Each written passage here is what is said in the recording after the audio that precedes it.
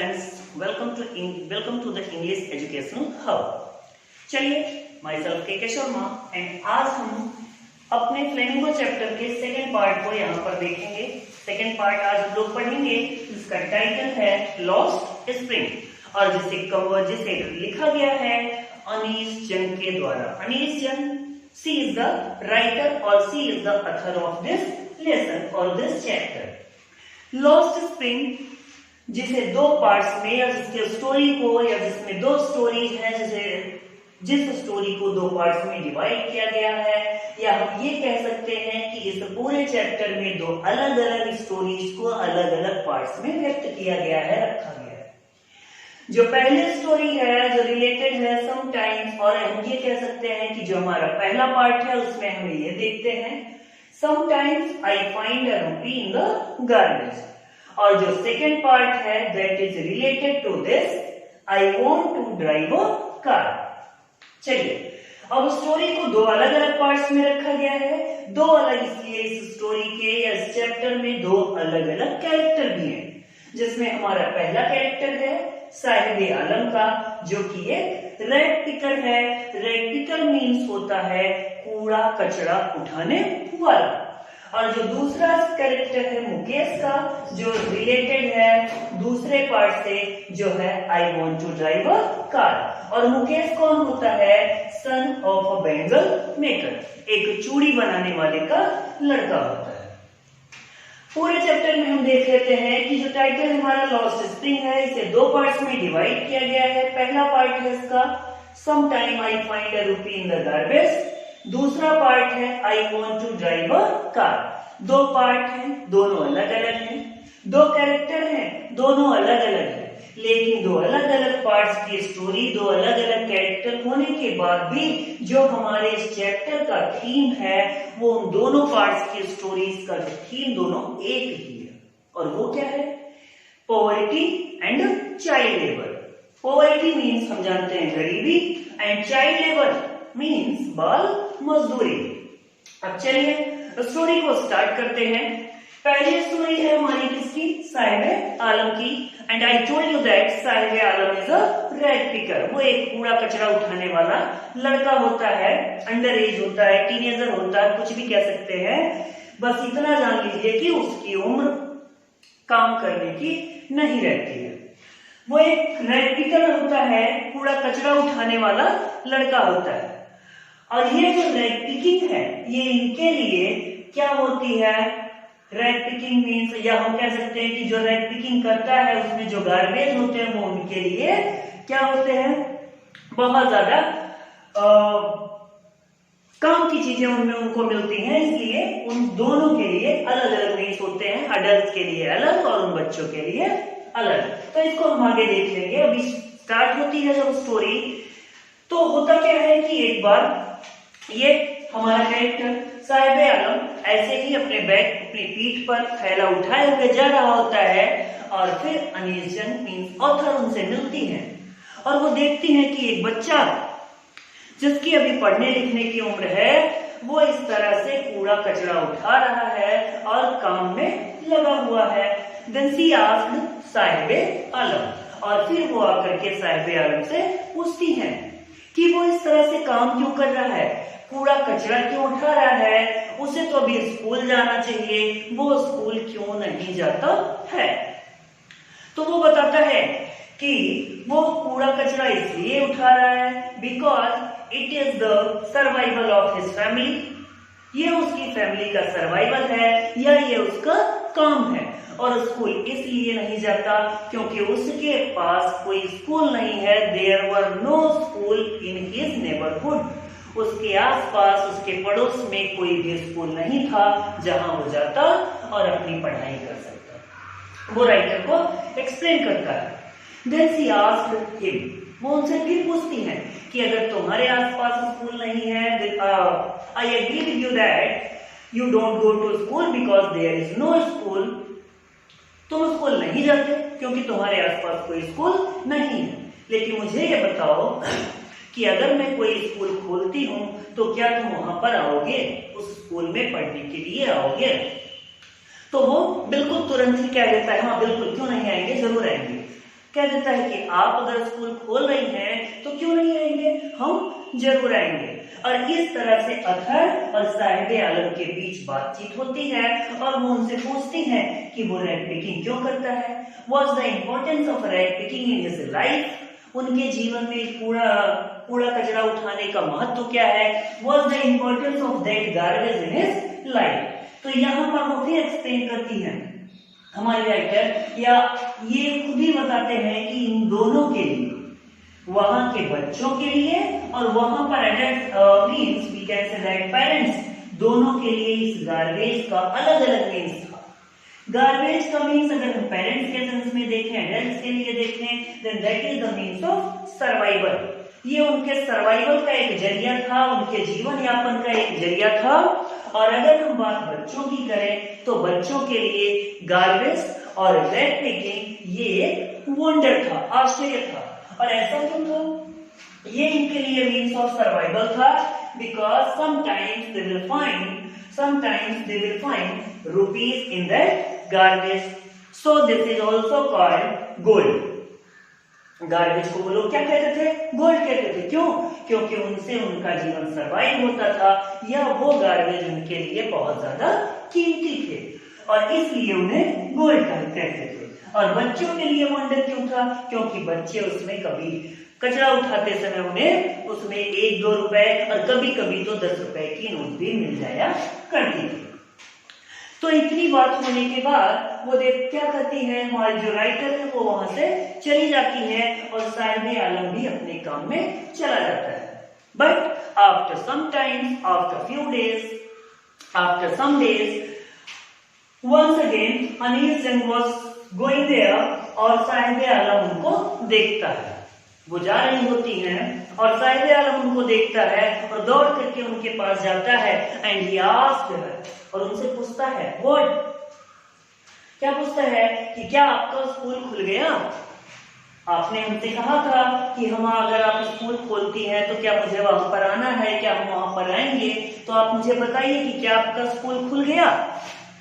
And when Sahib Alam asked her this, जब साहिब आलम उनसे पूछता है then she was feel guilty, वो बहुत गिल्टी फील करती हैं क्योंकि उनको पता है कि उन्होंने उस बच्चे से एक ऐसा प्रॉमिस किया था जो वो पूरा नहीं कर सकती थी या जिसे वो पूरा करने वाली थी भी नहीं। उन्होंने बस ऐसे ही बच्चे से पूछ लिया था कि क्या वो अगर स्कूल खोलती है तो वो बच्चा वहां पर पढ़ने आएगा। लेकिन फिर सोचती हैं कि इस तरह की प्रॉमिसेज इन बच्चों से, चूंकि ये गरीब बच्चे हैं, ये कूड़ा कचरा उठाने वाले हैं, तो इस तरह की प्रॉमिसेज इन बच्चों से रोज कोई ना कोई करता ही रहता है। और दूसरी बार जब वो बच्चे से मिलती हैं तो देखती हैं कि उस बच्चे का रवैया बदल गया है। अभी तक जो थैला उसके ऊपर था वो प्लास्टिक का हुआ करता था और आज उसके ऊपर टीन सेट था। वो थैला एक टीन का था और आज वो रैग-पिकिंग के साथ साथ एक जगह काम करता था, काम करने लगा था। और वो कहाँ काम करने लगा था, एक टी स्टाल पर। कहाँ काम करने लगा था, टी स्टाल पर काम करने लगा था। Now he was beginning to work on a tea stall, on a tea shop. तो हम ये कह सकते हैं कि वो अब जो है उसकी लाइफ थोड़ा बदल चुकी थी। अभी तक उसका केवल और केवल काम था रैग-पिकिंग करना, उसका जीवन पूर्ण रूप से फ्री था। वो अपने आप को बिल्कुल फ्री किया था, उसका अपना काम था, जब मर्जी करता करता और जब मर्जी करता नहीं करता। लेकिन after the second time, in a second time when the writer meets him, जब राइटर उनसे मिलती हैं तो वो देखती हैं that he was working where on a tea stall, एक चाय की दुकान पर काम कर रहा होता है। and there he find 800 rupees with food, ये मिलता है। यहाँ पर काम कर रहा होता है टी स्टॉल पर, जहां उसे 800 रुपए और साथ ही साथ भोजन अर्थात खाना भी दिया जाता है। लेकिन दोनों सिचुएशंस में अब डिफरेंस आ गया था। क्या डिफरेंस आ गया था, अभी इसके पहले जब वो साहिब आलम से मिली थी तो वो रैग-पिकिंग करता था बट ही वाज फ्री। उस पर किसी का कोई दबाव नहीं था, कोई उसका ओनर नहीं था, कोई उसका मालिक नहीं था। लेकिन आज क्या था कि वो किसी न किसी के अंडर में काम कर रहा था, जहां उसको 800 रुपए और खाना दिया जाता था। लेकिन उसकी वो मासूमियत, उसका वो बचपना, उसकी वो स्वतंत्रता छीन चुकी थी जो वो पहले थी, अब वो बिल्कुल भी नहीं थी। तो ये थी स्टोरी हमारी फर्स्ट पार्ट की, जो है sometimes I find a rupee in the garbage. और ये क्या है, यहाँ आपको बता दिया गया कि गार्बेज का यहाँ दो सेंस है। एडल्ट अर्थात पेरेंट्स के लिए गार्बेज मीन्स ऑफ सर्वाइवल, जबकि बच्चों के लिए ये जो गार्बेज है that is the means of wonder. अब चलिए देखते हैं सेकेंड स्टोरी। और सेकेंड स्टोरी किसकी है? मुकेश की। Mukesh is a boy and not only boy, Mukesh is the sun of a bangle maker. Mukesh कौन है? एक बैंगल मेकर का लड़का है, सन ऑफ बैंगल मेकर, जो चूड़ियां बनाने का काम करता है। या हम ये कह सकते हैं कि जिसका परिवार, जिसकी फैमिली केवल और केवल कहां व्यस्त होती है? चूड़ियां बनाने के काम में लगी रहती है। जिनके माता पिता, जिनके पेरेंट्स, जिनके फोर फादर्स उसी काम में पहले से लगे थे और आज भी उनका वही काम था, ये वो वही काम कर रहे होते हैं। और वो काम क्या था? चूड़ियां बनाने का। But the appearance of that place, if we talk that place, अगर हम बात करें चूड़ी बनाने के उस स्थान की, तो वो स्थान इस तरह का था जहां पर लाइट बहुत कम थी, जिसका इफेक्ट उनकी आंखों पर पड़ता था, जिससे उम्र से पहले ही लोग क्या करते थे? अंधे हो जाया करते थे। धीरे धीरे उनकी आंखों की रोशनी चली जाती थी। इस तरह से वो एक डार्क प्लेस था, एक्सट्रीम प्लेस था, and the people were very affected for that business, for that profession, but they have a superstition. उनके पास एक ऐसा सुपरस्टिशन भी था, हम ये कह सकते हैं कि वो एक सुपरस्टिशन में थे कि ये उनका प्रोफेशन है, इसको छोड़कर वो कहीं नहीं जा सकते। ये गॉड गिफ्टेड है, क्योंकि उनके फोर फादर्स, उनके माता पिता यही करते आए हैं और भगवान के यहाँ से ही लिख दिया गया है कि उनका काम ही है केवल और केवल चूड़ियां बनाने का, और उसी में वो व्यस्त रहते हैं और वही काम उनको करना है। तो होता क्या है कि एक बार राइटर क्या करती है, इनसे मिलती है मुकेश से। Same as well as we can say that she met साइडेयाला, same as she met Mukesh and asked him. वो उनसे पूछती हैं कि तुम लोग क्या चूड़ियां बनाने के अतिरिक्त कोई और काम नहीं कर सकते? तो वो बताते हैं कि हमारे फोर फादर्स, हमारे माता पिता, इन सब का काम चूड़ियां बनाने का है और ये काम हमारे लिए भगवान का दिया हुआ है। हम भगवान के यहाँ से ही इस काम को करने के लिए ही आए हैं। भले क्यों ना उस काम में उनकी आंखों की रोशनी चली जाए, भले ही क्यों ना उस काम में उन्हें कितना भी लॉस हो, भले ही उस काम के उन्हें पैसे क्यों ना कितने ही कम मिले, लेकिन ये काम उनको करना ही करना है, at any rate, at any cost. तो वो कहती है कि अगर आप लोग इस काम को करने के लिए ही पैदा हुए हैं, या आप लोग इसी काम को करना चाहते हैं, then why you don't make a organisation? तो आप एक समूह क्यों नहीं बना लेते, एक ग्रुप क्यों नहीं बना लेते, एक ऑर्गेनाइजेशन क्यों नहीं बना लेते और उस ग्रुप और उस ऑर्गेनाइजेशन के तहत काम करो, तो जिससे आपको प्रॉफिट ज्यादा होगा या जिससे आपका काम इजी हो जाएगा और आपको उतनी ज्यादा प्रॉब्लम नहीं होगी। Grandmother of Mukesh reply that, वो उनकी दादी बताती है मुकेश की क्या, कि हमें इसको भी नहीं करने दिया जाएगा, या हम अगर इसको करते हैं तो हमारे जो दूसरे लोग हैं वो क्या करेंगे, हमको इसे करने नहीं देंगे और हमें उठाकर जेल में बंद कर देंगे। और वो दूसरे लोग हैं कौन जो हमें उठाकर जेल में बंद कर देंगे? वो शहर के बड़े लोग हैं। और उन बड़े लोगों में कौन? पुलिस और कौन? पॉलिटिशियंस,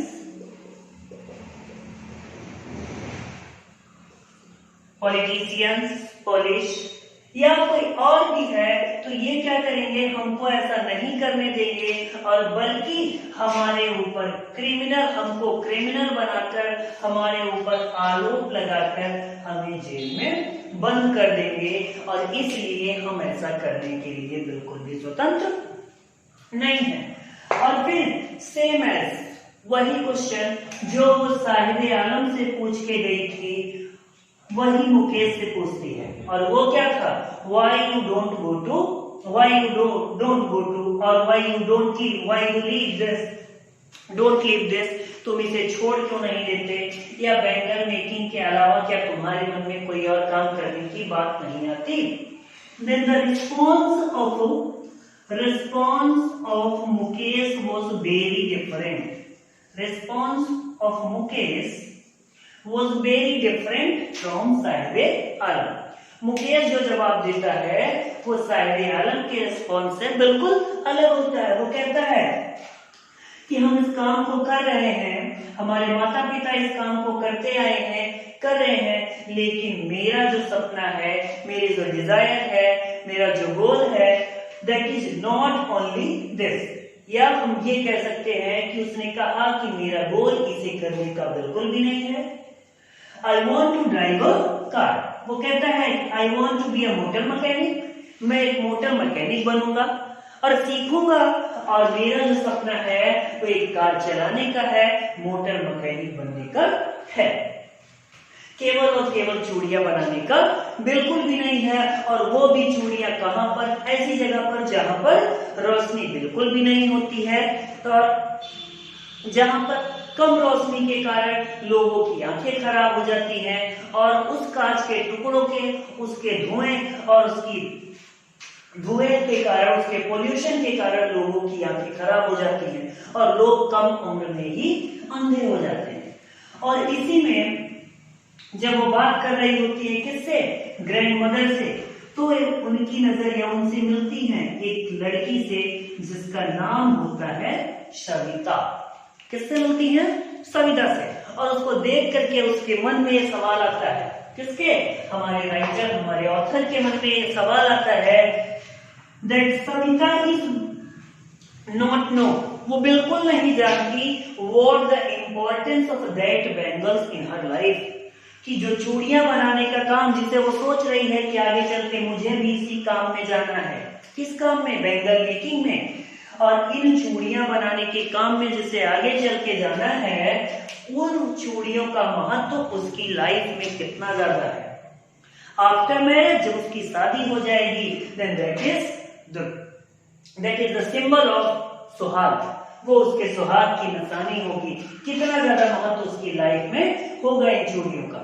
और इस तरह से यह चैप्टर यहीं पर समाप्त हो जाता है। और अब हमारे पास इसमें दो तरह के क्वेश्चंस भी आते हैं, क्योंकि जब चैप्टर खत्म होता है तो निश्चित रूप से क्वेश्चन तो उसके आएंगे ही। और इसमें दो क्वेश्चन जो मुख्य रूप से बनते हैं, उनमें पहला है इन दोनों को कंपेयर करके जो एक क्वेश्चन है, और दूसरा इससे अलग।